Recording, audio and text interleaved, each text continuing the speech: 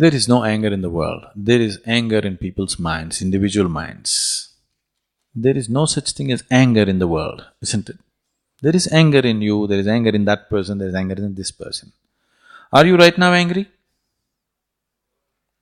Thank you.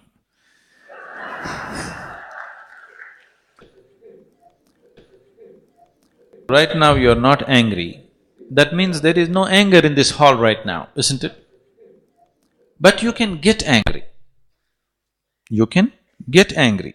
Right now there is no anger in this hall, but you can get angry. So this is one thing that we have to see. Anger is not there. What we call as life energy, what is life? You can make this into anger, you can make this into love, you can make this into compassion, you can make it into frustration, you can make it into depression, you can make it whatever you want. The choice is yours.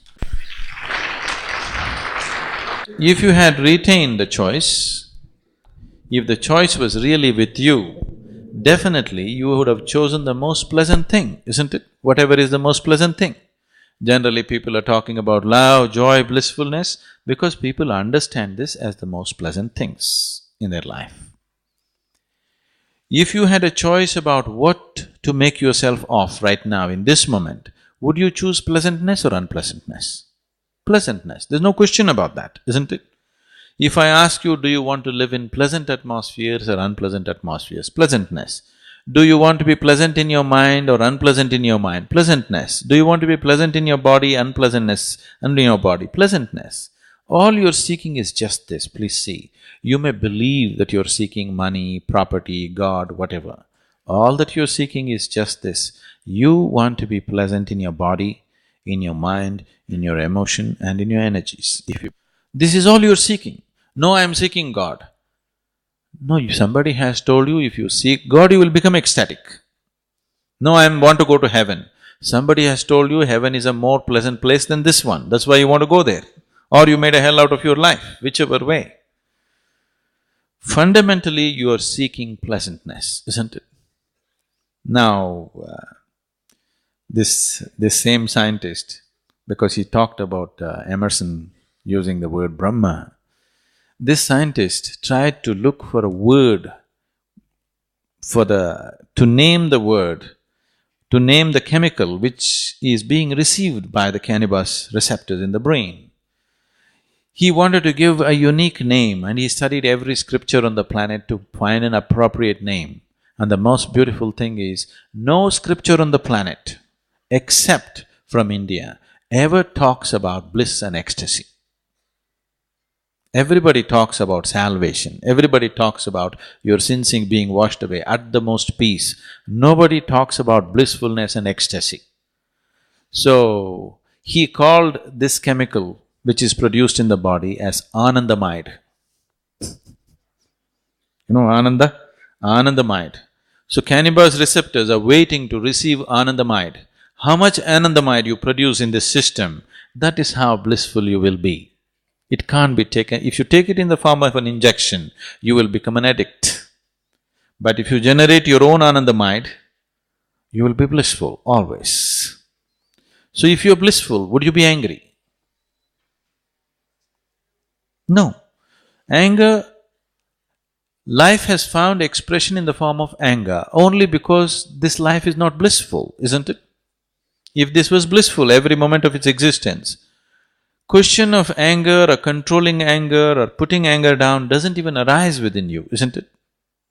So, what is needed is, yes, there are situations in the world which may be causing anger, but I'm telling you, if you eliminate one situation, another situation will pop up. See, within your own family or within your own situation, do you see, for every small thing people can get angry? Need not be a major issue, yes?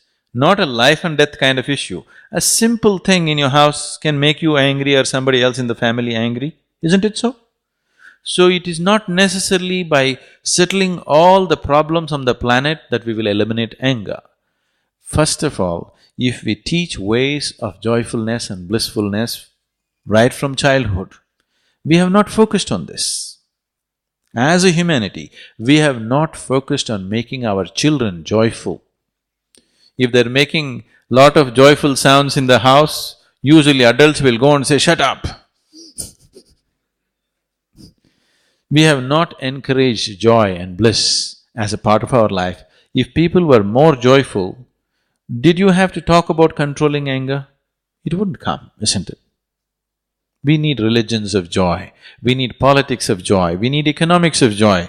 We need to bring that aspect into our life on all levels. If that is not brought into our life in every possible way, and methods to keep the system joyful above all, because without that, it'll become a fake joy that you're pretending or you're trying to be joyful. Now, if you are producing enough Anandamide in your system, you would be joyful, isn't it? I can show you 1,000,000 people for whom we have taught how to produce more Anandamide in the system, that without any reason, people are just happy. People think, oh, if they all become happy, they will become useless. It is not so. Please look at your own life and see. On a particular day when you are happy, are you willing to do more? Or on a particular day when you are unhappy, are you willing to do more? When you're happy, you're willing to do anything, isn't it? When you're unhappy, you have to drag yourself through life. When you're happy, you're loving, you're generous, you're flexible, you're sensible, everything. When you're unhappy, you can be real mean and nasty, isn't it? If you meet any human being when he is joyful, he is a wonderful human being. If you meet the same human being when he's unhappy, he can be a very nasty human being. This is so with every human being, isn't it?